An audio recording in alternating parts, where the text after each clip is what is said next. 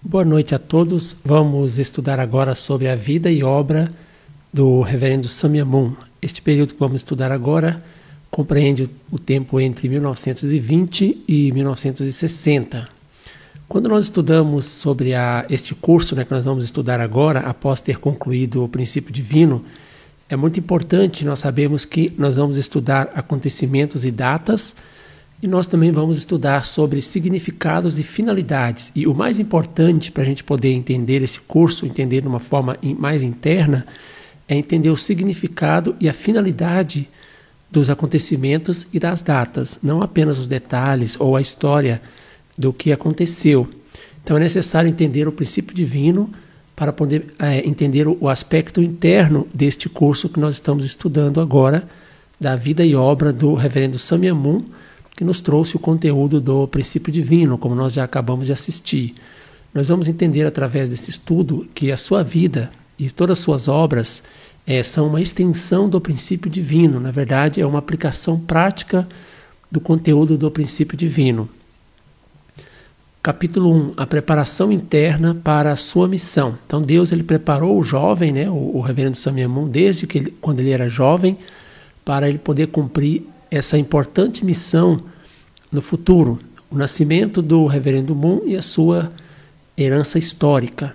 Então ele nasceu numa pequena vila, aproximadamente a 8 quilômetros do centro da cidade. Essa vila era conhecida como Vila Moon. Ali, das 15 famílias que moravam ali, 8 famílias tinham o sobrenome Moon, então por isso era conhecido como Vila Moon. Então ele nasceu no dia 6 de janeiro de 1920, à 1 da manhã. Isso foi cerca de um ano após o movimento de independência que ocorreu na Coreia, que foi um importante fundamento histórico para o seu nascimento. É importante ressaltar aqui que esse estudo, devido ao tempo do seminário e também ao fato de ser online, nós estamos fazendo num sentido mais resumido. É importante, ao terminar este conteúdo, ler a autobiografia. Existe uma autobiografia do reverendo Moon. As pessoas que que te convidou para o seminário têm acesso a este conteúdo da autobiografia, poderá passar para que você possa ler também.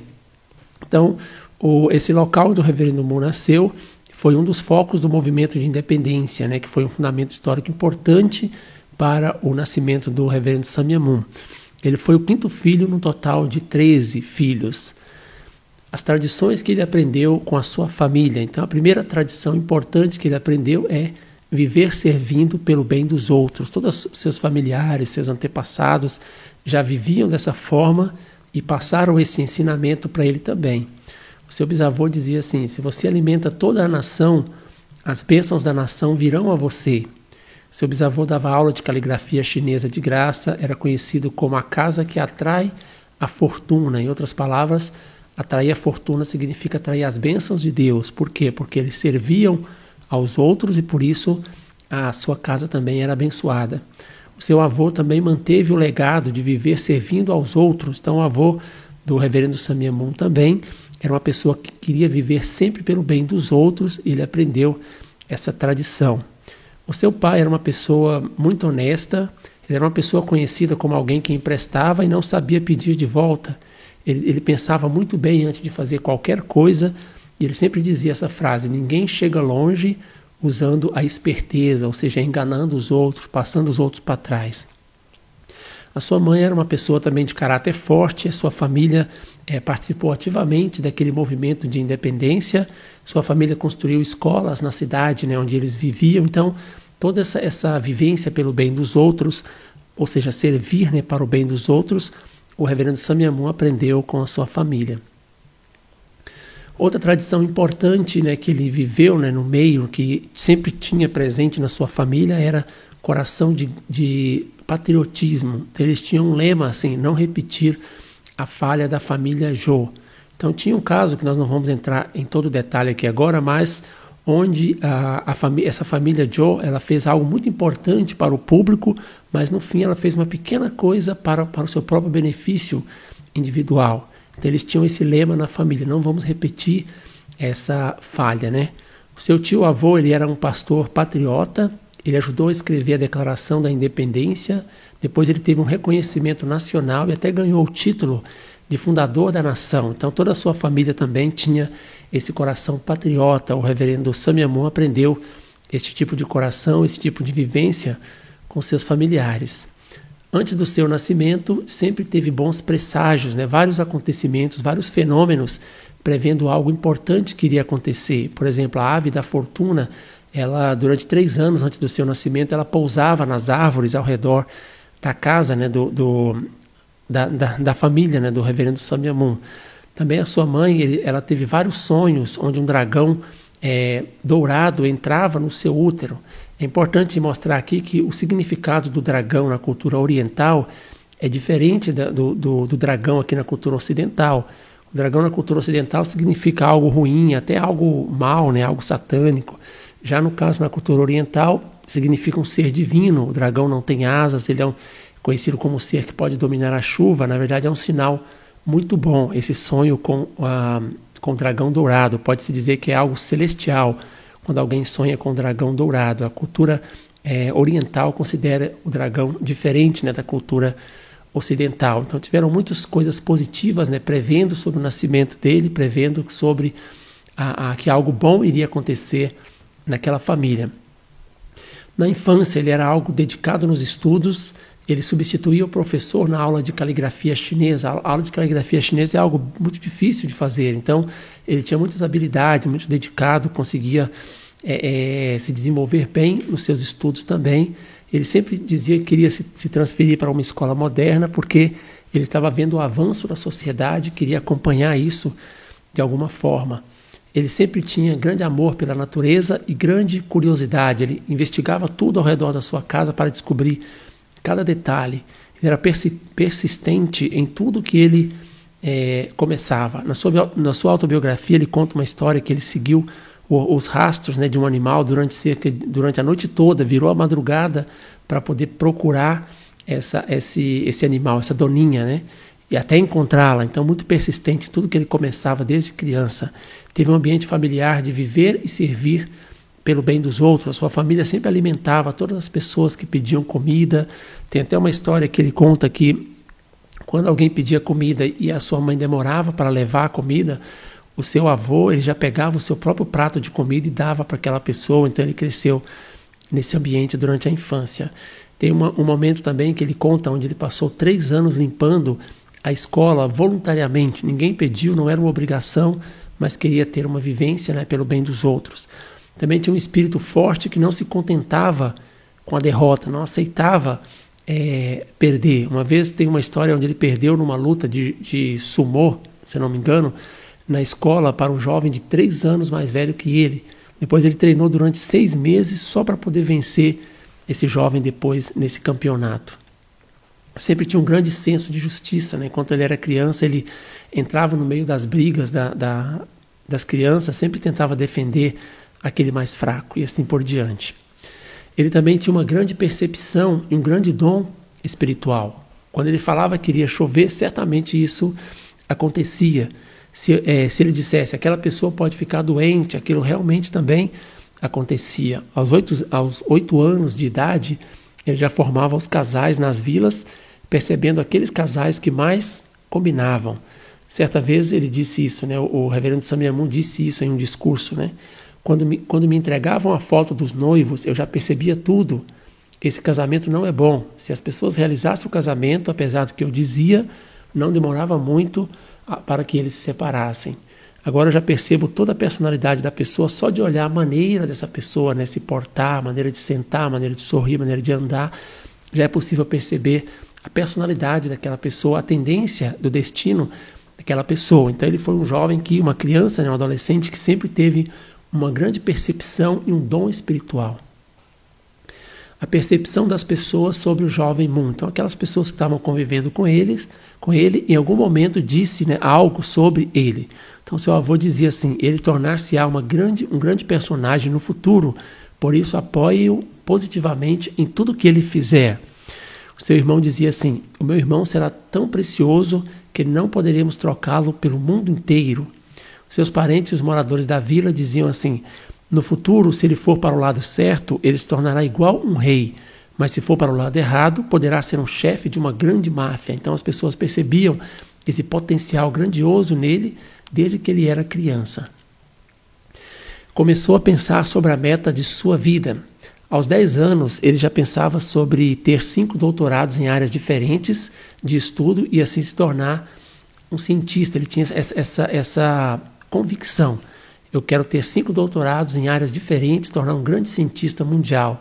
Só que ele pensou, ainda que eu me torne um grande cientista e receba o prêmio Nobel, o que isso ajudará aquelas pessoas sofridas e famintas? Então, pensando nisso, ele percebeu que aquela ambição pessoal dele não iria ajudar, na verdade, as pessoas. Ele teve uma conclusão: aliviar a humanidade do seu sofrimento, da infelicidade, da tragédia e libertar as pessoas do pecado. Não há missão mais significante do que esta. Então ele se determinou que esta seria a missão da sua vida já aos 10 anos de idade. Então, repetindo aqui, né, aliviar a humanidade do seu sofrimento, também da infelicidade, da tragédia, libertar as pessoas do pecado. Não existe missão maior do que essa. Então essa será a minha missão de vida. Quando ele era jovem, criança, né, ele já determinou essa missão para a sua vida. Então ele começou a dedicar-se cada vez mais e mais à oração. Ele compreendeu os limites dos ensinamentos das religiões tradicionais. Tem uma ocasião onde ele perguntou ao pastor, né, da sua igreja onde ele frequentava: ao ler a Bíblia, nós podemos ser igual a Jesus? O pastor respondeu: não, nós somos pecadores e nunca poderemos ser igual a Jesus. Então, nesse momento, ele percebeu, né, que não iria encontrar as respostas que ele precisava ali. Então, ao estudar a Bíblia, ele aprendeu que Jesus morreu sem poder dizer tudo o que ele queria dizer. Nós já estudamos no princípio divino, na passagem de João 16:12, onde está dizendo, né, que Jesus tinha muitas coisas para nos dizer, só que ele não podia dizer naquele momento. Então ele começou a estudar cada vez mais e mais a Bíblia e ao mesmo tempo ele aprofundou mais e mais em orações em busca de respostas. Então nesse período onde ele estava se dedicando em oração, ele estava buscando respostas para essas perguntas, que inclusive nós já encontramos as respostas delas no princípio divino que nós acabamos de estudar. Ele perguntava: quem sou eu? De onde eu vim? Qual que é o propósito da vida? O que acontece depois da morte? O mundo espiritual existe na realidade? E sobre a existência de Deus? Deus é onipotente, então por que tem tanta tristeza no mundo? Quem criou este grande sofrimento no mundo? Quando vai acabar a miséria do nosso povo perante os japoneses? Lembrando que naquele tempo o Império Japonês estava perseguindo, estava dominando toda a nação da Coreia, estava escravizando, né, na verdade. Qual o significado de todo esse sofrimento? Por que os seres humanos odeiam uns aos outros, lutam e fazem guerra? Então, durante a ardente, né, oração, profundas orações, ele tentava buscar respostas para essas questões em oração. Então, aqui mostra o local onde era a sua casa e onde ele ia no topo daquela montanha para fazer a oração. Então, todas as noites, praticamente, ele caminhava até aquele topo daquela montanha. Pode ver que é uma distância bem longa, né, olhando aí na foto, e ele fazia oração. Então, uma vez ele falou, né, todas essas e outras sérias questões fundamentais enchiam o meu coração.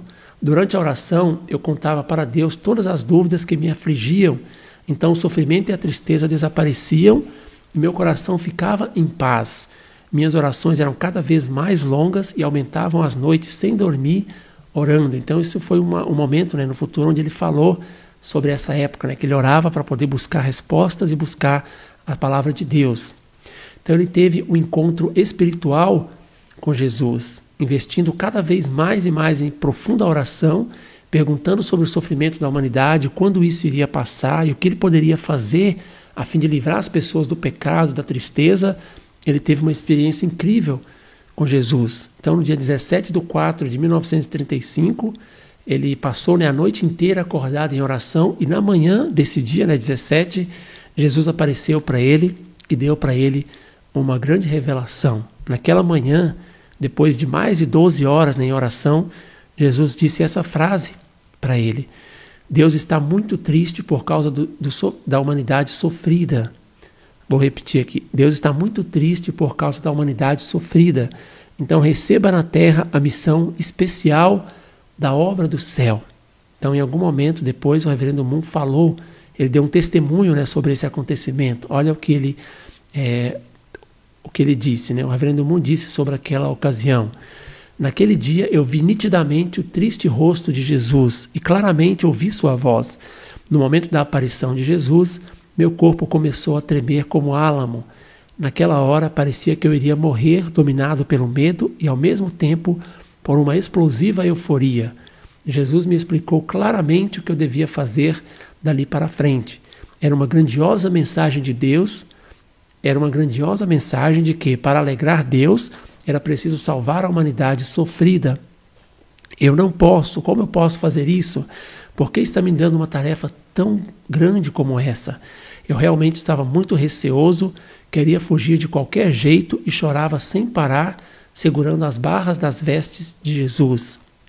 Então, ele já tinha determinação no seu coração para dedicar-se pelo bem da humanidade, mas ele sabia o tamanho da responsabilidade de prometer isso para Jesus, que Jesus estava dizendo para ele que ele tinha uma missão importante para cumprir dali em diante. A promessa não seria tão simples, se ela fosse feita para Jesus, por isso ele relutou em aceitá-la, pois se ele aceitasse, jamais poderia ser quebrada e teria que ser cumprida até o fim.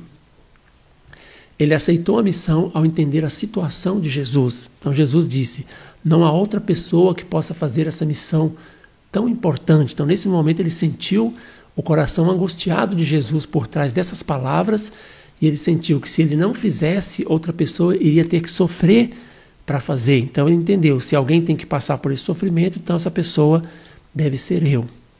Após esses acontecimentos, a sua vida mudou radicalmente 180 graus e ele se tornou cada vez mais sério em busca da verdade que lhe permitisse cumprir o que Jesus pediu. Ele compreendeu que se ele não fizesse, outra pessoa teria que fazer, mas Jesus havia dito que não havia outra pessoa que pudesse fazer aquela missão daquele jeito, naquele momento. Na verdade, ele estava sendo preparado desde muito tempo para poder fazer, cumprir esse pedido importante, de Jesus. Então, certa ocasião, o reverendo Moon disse sobre aquela ocasião, abraçando em meu coração a verdade que Jesus me explicou pessoalmente, me prendendo completamente a Deus, eu comecei a viver uma vida totalmente diferente daquela que levara até então. Eu tinha tantas coisas para pensar que me transformava cada vez mais em um jovem quieto. Eu fiquei extremamente confuso, não sabia o que fazer com esse grande segredo, não podia contar para os meus pais, mas também não podia deixá-lo trancado no fundo do meu coração. E estava angustiado. Era impossível esquecer por um segundo a lembrança do momento em que me encontrei com Jesus. Então, com todo esse coração, mesmo sentindo naquele momento uma certa incapacidade de pegar uma missão tão grande, mas sabendo no seu coração que ele tinha que fazer, não tinha outra pessoa que poderia fazer daquela forma que Jesus pediu, ele expressou todo aquele coração sério, em um poema. Esse poema chama-se Coroa de Glória. Então, o que diz esse poema? Quando duvido das pessoas, sinto dor. Quando as julgo, é insuportável. Quando odeio as pessoas, na minha existência, não encontro valor. Mas se acredito, sou enganado. Mesmo quando amo, sou traído. Esta noite, sofrendo e aflito, com as mãos na cabeça, estou equivocado? Sim, estou equivocado. Ainda que sejamos enganados, continuo acreditando. Quando formos traídos, devemos perdoar. Ama completamente até aqueles que te odeiam. Limpa tuas lágrimas e aceita sorrindo aqueles que não conhecem nada além de enganos e esses que traem sem se lamentar. Ó Senhor, a dor de amar, veja meu sofrimento, meu peito fervente cobre com sua mão. Com tal agonia bate o meu coração. Quando amei, porém, aqueles que me traíram, consegui a vitória. Se fizeres o mesmo, dar-te-ei a coroa de glória. Então, com esta mentalidade, ele começou a trilhar o caminho para poder descobrir a verdade, descobrir todo esse conteúdo que nós estudamos do princípio divino. O árduo caminho para descobrir a verdade. O caminho da busca da verdade foi um caminho de meditação, um caminho de agonia, de luta, de oração e também luta espiritual, além da imaginação. Então Satanás, ele roubou a palavra de Deus na época da queda do homem, como nós já estudamos sobre a queda do homem. Então tirar as palavras das mãos de Satanás seria algo de extrema dificuldade. Ele entendia isso, que Satanás estava mantendo escondido o segredo, por exemplo, o segredo da queda do homem, que nós vimos agora no princípio divino, O segredo de que a cruz de Jesus, na verdade, foi ignorância do ser humano ter crucificado Jesus na cruz, o segredo sobre o pecado original e muitos outros pontos importantes, né? Todas aquelas fórmulas que nós estudamos na história das famílias, fundamento de fé e substância, entre outros, tudo isso tinha que ser tirado. Satanás estava mantendo isso em segredo. Então, tirar isso das mãos de Satanás seria um caminho de extrema dificuldade, e ele sabia que com certeza ele estaria entrando num caminho que ele iria sofrer bastante dali para frente. Cada momento foi extremamente sério e concentrado, não podia errar nem um passo, nem uma palavra, nem uma atitude, nem um pensamento, senão Satanás poderia invadir, Satanás poderia atrapalhar essa missão importante. Oração no inverno a 20 graus negativos, até molhar a roupa de suor. Então, ele sabia que para poder descobrir essa verdade, né, arrancar essa verdade de Satanás e poder mostrar para a humanidade com direito, então ele deveria investir, claro que sim, em muita oração, e a 20 graus negativos ele orava com tanta intensidade que até a sua roupa molhava de suor naquele inverno rigoroso. Então, através de profunda oração, ele entrou numa experiência, numa profunda experiência espiritual, e ele pôde experimentar de uma forma muito profunda a existência de Deus através dessa oração. Então, o Deus que ele encontrou, né, a existência de Deus que ele encontrou, foi um Deus, podemos dizer assim, de alguma forma diferente do Deus que talvez nós podemos imaginar. Aquele Deus poderoso, cheio, né, de força, de poder, de alegria, que está lá no trono sentado. O Deus que ele encontrou, o Deus que Jesus, né, mostrou para ele, foi um Deus diferente desse que talvez nós possamos imaginar. Ele entendeu o profundo coração sofrido de Deus. Ele perguntou a Deus em oração: será que existe alguém que vive de acordo com a sua vontade e entende o seu coração? Onde está essa pessoa verdadeira que Deus procura? Já houve alguém no passado? Então Deus respondeu: não houve. O reverendo Moon perguntou: então existe agora no presente? Deus respondeu: não tem ninguém. Ele perguntou outra vez: será que terá alguém no futuro? E Deus disse: não tem como saber. Então, através disso, ele percebeu, ele começou a perceber a situação triste, né, do coração de Deus. Então, ele não procurou um Deus conceitual, né, que as pessoas imaginam. Ele procurou um Deus vivo, que trabalha com coração de pais, né, coração de pai, de mãe, para salvar os seus filhos. Seu desejo era conhecer e experimentar esse Deus vivo, né? Então, ele percebeu que o coração de Deus estava triste. Na verdade, na Bíblia, somente uma frase expressa isso, né? Fala que Deus arrependeu de ter criado o homem e isso pesou no seu coração. Mas o que significa essa frase, pesou no seu coração? Mais de 6.000 anos de história, isso são 6.000 anos bíblicos. História de pecado, de sofrimento, de guerras, de injustiças, de crimes. E Deus vendo isso acontecer com seus filhos. Na verdade, cientificamente dizendo, são milhões de anos, né? E Deus observando tudo isso. Então ele encontrou esse coração triste de Deus. Ele orava por 12, 17 ou até 18 horas prostrado no chão, derramava lágrimas ao pensar sobre a vida de Jesus e também ao pensar sobre a situação de Deus. Ele percebeu que Deus não estava em uma posição gloriosa. Ele procurou um caminho miserável, então, né, baseado nisso, ele também se decidiu a passar por um caminho miserável, sem expectativas pessoais, ou seja, não queria fazer nada para o seu próprio benefício, mas tudo para poder entender e tentar consolar esse coração de Deus.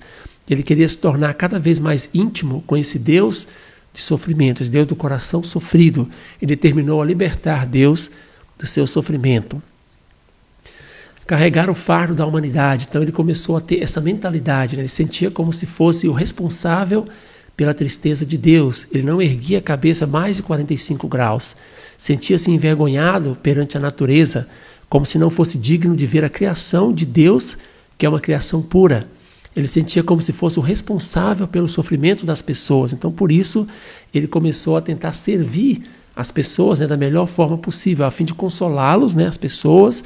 O reverendo Moon o servia da posição de servo dos servos. Servo dos servos é uma expressão para indicar uma posição muito inferior. Significa servir com profunda atitude de humildade. Então, ele começou a servir as pessoas com essa característica, né? Ou seja, com esse tipo de coração. Caminho a partir de servo dos servos para poder carregar o fardo da humanidade. servia as pessoas carentes, moradores de rua, etc. Levava comidas e roupas, cortava o cabelo deles de graça. Ele se tornou o melhor amigo dos mendigos daquela região, experimentou viver como mendigo nos bairros mais pobres, procurou fazer serviço pesado numa mina de carvão e entre outros. Então ele procurou a todo custo se preparar e se fortalecer para essa difícil missão que ele teria que cumprir na sua vida dali em diante, depois daquele encontro, né, profundo com Jesus que nós já mencionamos aqui. Período de estudo no Japão, entre 1941 e 1943. Então o reverendo Moon, quando ele partiu, ele foi estudar no Japão, né? Ele disse assim: estou partindo, mas quando voltar, vou levantar essa pátria. Então ele teve que ir, lembrando que naquele momento o Império Japonês estava perseguindo, né? Estava escravizando toda a nação da Coreia, estava dominando todo o território e as pessoas.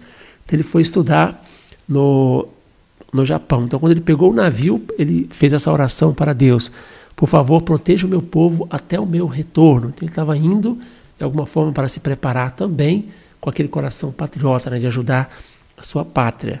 Então o reverendo Moon estava vendo pela janela do trem, né, quando ele estava viajando, né, antes de chegar no porto, pegar o navio, ele via aqueles humildes agricultores, ele sentia como se a natureza estivesse chorando, aquela expressão que o apóstolo Paulo colocou na Bíblia, que a criação está sofrendo, gemendo, com dores de parto, esperando a manifestação dos filhos de Deus. Imaginando o coração de Deus, ele não conseguia segurar as suas lágrimas durante esse tempo da viagem. Então ele orou com muitas lágrimas, cobrindo a sua cabeça, né, assim com um casaco, para as pessoas não perceberem ele, né, que ele estava chorando. Ele determinou-se que iria levantar aquela nação assim que ele retornasse. Suas principais atividades no Japão: a busca pelo princípio, ou seja, a busca pela verdade. Ele leu muitos livros de religião e de filosofia. Ele lia a Bíblia simultaneamente nas traduções coreana, japonesa, inglesa e comparava os versículos, também lia a Bíblia na sua versão original. Suas Bíblias eram cheias de marcações, comentários e também manchas de lágrimas, né, que ele orava investindo, né, profunda oração para poder extrair toda a verdade que estava ali para poder transmitir depois neste conteúdo do princípio divino. Ele também fez atividade patriótica para a independência. Ele dizia assim: quem não pode amar a sua própria pátria, não pode amar Deus. Ele formou um grupo de estudantes coreanos para poder apoiar o movimento de independência. Ele ajudava o governo provisório da Coreia, né, enquanto estava dominado pelo Império Japonês. Uma vez por mês ele era levado à delegacia para investigações.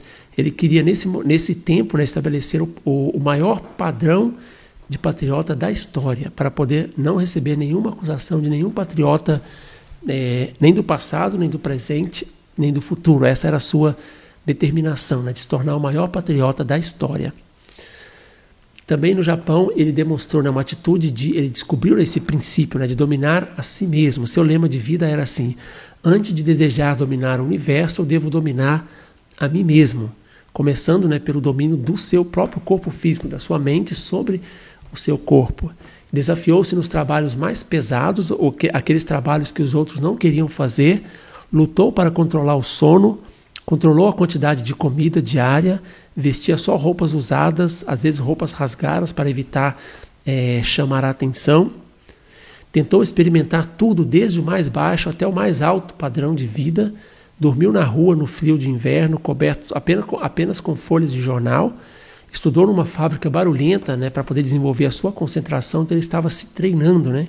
Visitou os piores lugares possível, não visitou os pontos turísticos famosos do Japão, ou seja, não tinha uma intenção pessoal, uma intenção individual nessa viagem, né?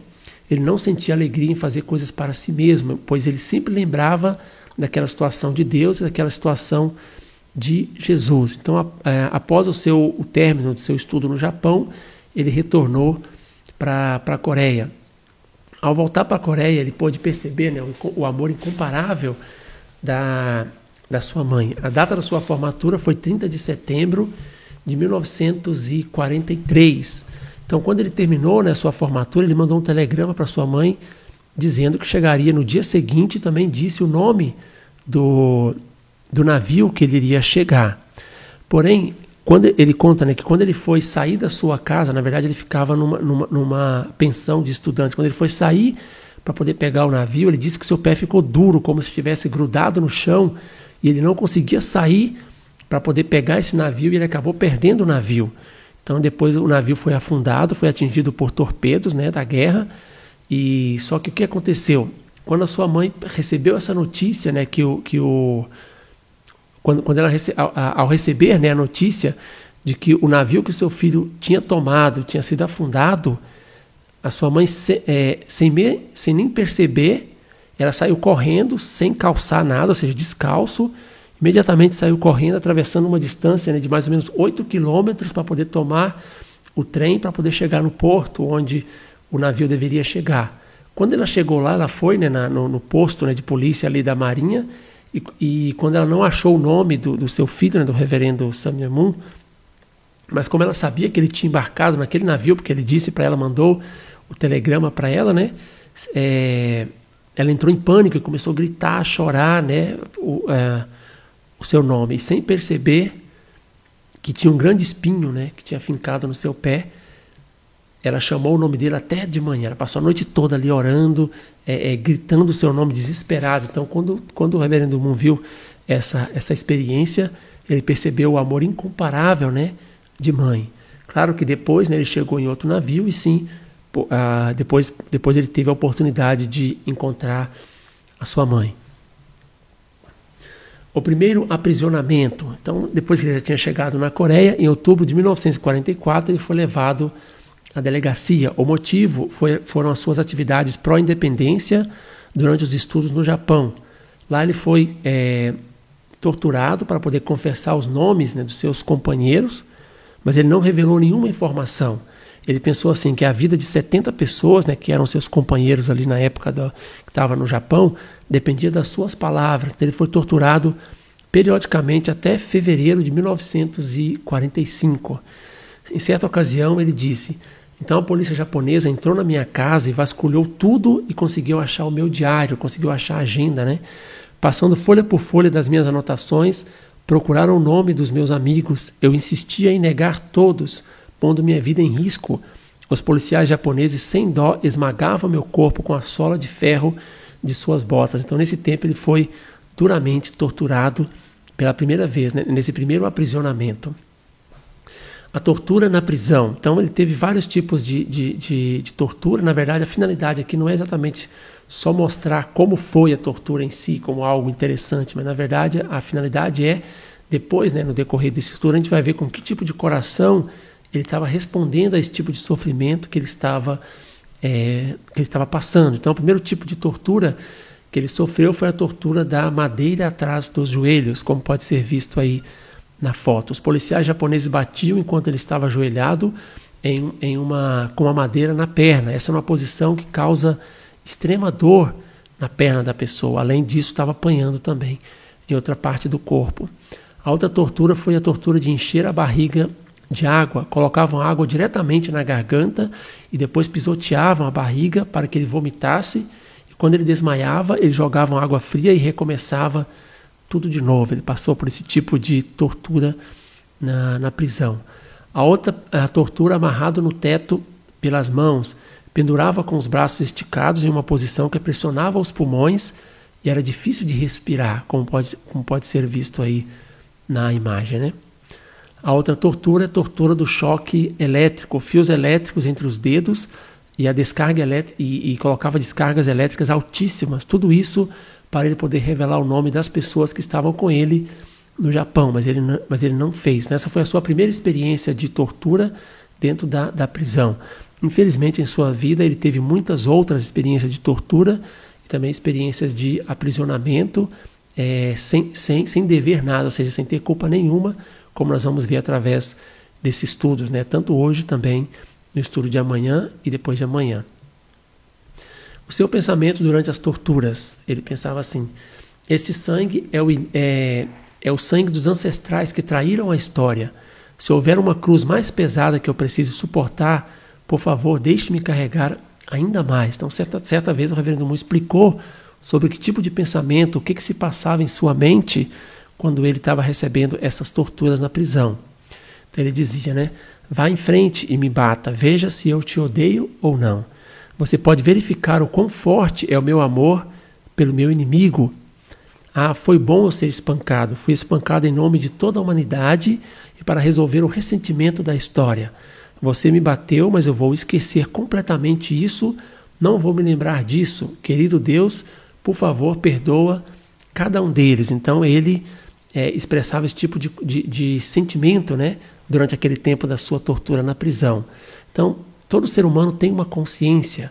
Um dos guardas da prisão, uma vez ele disse isso, né, o reverendo Samia Moon, ele falou sobre aquela ocasião, né? Todo ser humano tem a sua consciência. Então, um dos guardas da prisão que me torturou, um dia veio a mim na manhã seguinte, depois que todos deixaram a sala, e se desculpou comigo. Pensando nisso, eu percebi que todos os seres humanos são iguais. Ninguém pode enganar a sua própria consciência. Então, ele foi preso em outubro de 1944, e foi solto em fevereiro de 1945, cerca de 5 meses. Ao ser solto, as consequências das torturas permaneceram ainda por muito tempo. Um ato de amor aos inimigos. Jesus ensinou em Lucas capítulo 6, versículo 27, 31. Ele disse, né? Ouçam todos, amem os vossos inimigos, façam o bem aos que vos odeiam, orem pela felicidade dos que vos amaldiçoam, bendigam os que vos maldizem e orem a Deus a favor daqueles que vos maltratam. Se te derem uma bofetada numa das faces, oferece também a outra. Se alguém te exigir o casaco, dá-lhe também a camisa. Dá a todo aquele que te pedir, dá a todo aquele que te pedir, e se tiraram o que te pertence, não o reclames de volta. Façam aos outros o que querem que vos façam. Então, essa mentalidade, né, que Jesus ensinou em Lucas, capítulo 6, versículo 27 ao 31, ele tinha essa mentalidade muito clara. Nós devemos lembrar aqui que, desde aquele encontro, né, com Jesus, naquela oração, Jesus conduzia, inspirava muitas coisas no seu coração, como que ele deveria fazer, né? Então, ele estava com essa mentalidade de amar os inimigos, principalmente porque foi algo que, além de Jesus praticar, Jesus também ensinou, estava inspirando no seu coração. Então, 15 de agosto de 45, a Coreia foi libertada do Japão após o fim da Segunda Guerra Mundial. Então, o Japão ele sucumbiu por causa da bomba atômica, que nós já conhecemos através da história. Nesse período, o reverendo Moon ajudou os japoneses que estavam se escondendo da vingança dos coreanos. Seus amigos queriam vingar-se dos japoneses, mas o reverendo Moon os impediu de vingar. Mesmo ele tendo sido, né, torturado, como nós já vimos agora, pelos japoneses, mesmo assim ele tinha aquele amor aos inimigos. Então, os amigos do reverendo Moon, aqueles amigos da época do movimento de independência, eles queriam fazer vingança para aqueles japoneses, porque eles tinham perdido a guerra, estavam fugindo para o Japão. Mas o reverendo Moon disse, nunca batam naqueles que perderam a sua soberania, né? Não batam em alguém que perdeu a sua soberania. Se vocês fizerem isso, vocês receberão punição de Deus. Então o reverendo Moon ele ajudou a esconder os soldados japoneses e os ajudou a irem seguramente para suas casas no Japão, irem em segurança. Isso criou uma dívida histórica do Japão para com o reverendo Moon. Então, depois disso, ele foi preso mais uma vez, porque a Coreia já tinha sido dividida, né? Ele foi preso por ter usado o dinheiro do Sul em uma cidade do Norte. Então, ele foi suspeito, né, como se ele fosse um tipo de espião da Coreia do Sul. Mas ele foi solto rapidamente porque o delegado conhecia desde a sua infância e ele conhecia o seu caráter correto. Então, até aqui a primeira parte desse estudo da vida e obra do reverendo Samia Moon, reforçando aqui que foi um estudo, né, mais resumido, através de ler a sua autobiografia e continuar esses estudos, fazendo mais seminários e tendo acesso a mais materiais, pode entender aspectos ainda mais internos sobre o seu curso, né, sobre as suas obras. Então, nós terminamos aqui essa primeira parte, nós vamos fazer 3 palestras sobre esse assunto. Essa aqui é a primeira, né? Então, muito obrigado pela atenção de todos, que Deus possa abençoar e que possam aproveitar cada vez mais esse seminário que vocês estão participando. Muito obrigado, Deus abençoe.